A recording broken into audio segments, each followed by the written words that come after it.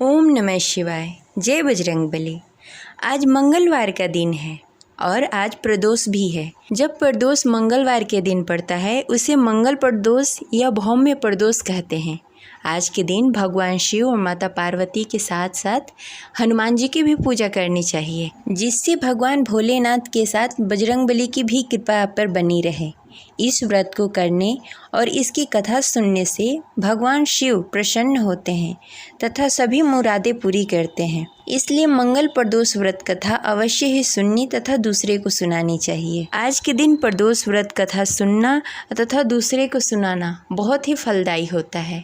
इससे सबकी मनोकामनाएं पूर्ण होती है। तो चलिए सुनते हैं मंगल प्रदोष व्रत कथा। कथा प्रस्तुत करने से पहले कमेंट बॉक्स में लिखें हर हर महादेव, जय बजरंगबली।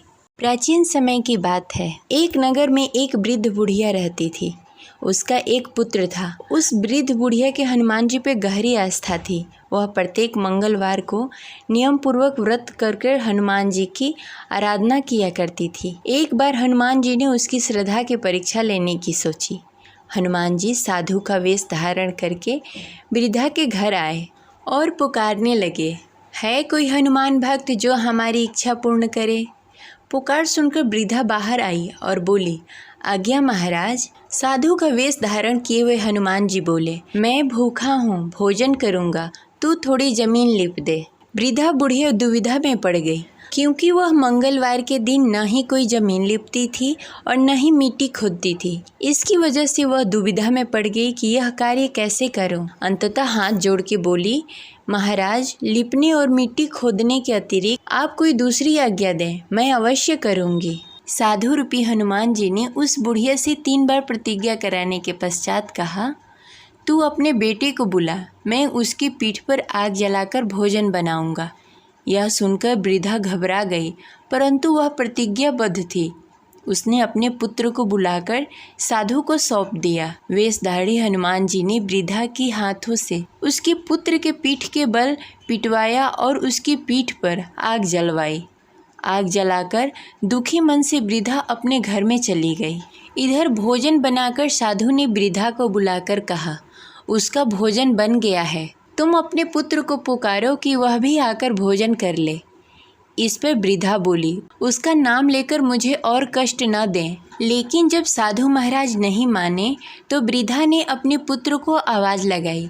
वह अपनी माँ के पास आ गया। अपने पुत्र को जीवित देखकर वृद्धा को बहुत ही आश्चर्य हुआ और वह साधु के चरणों में गिर पड़ी। तब हनुमान जी अपने वास्तविक रूप में प्रकट हुए और वृद्धा को भक्ति का आशीर्वाद दिया। जय बजरंगबली।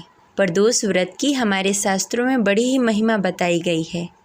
प्रदोष व्रत के महात्म को गंगा के तट पर किसी समय वेदों के ज्ञाता और भगवान के अनन्य भक्त सूत जी ने सनक आदि ऋषियों को सुनाया था।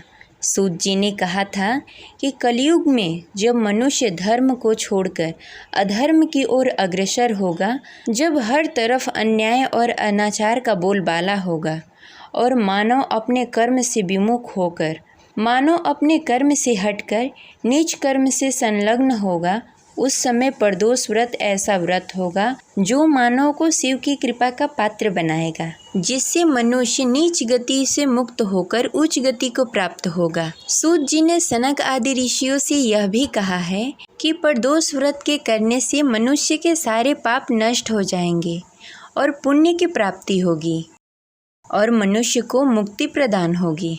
यह रही मंगल प्रदोष व्रत कथा। आशा करते हैं हमारी कथा आपको अच्छी लगी होगी। तो इस वीडियो को लाइक करें और हमारे चैनल को सब्सक्राइब करें। हर हर महादेव, जय शिव शंभो।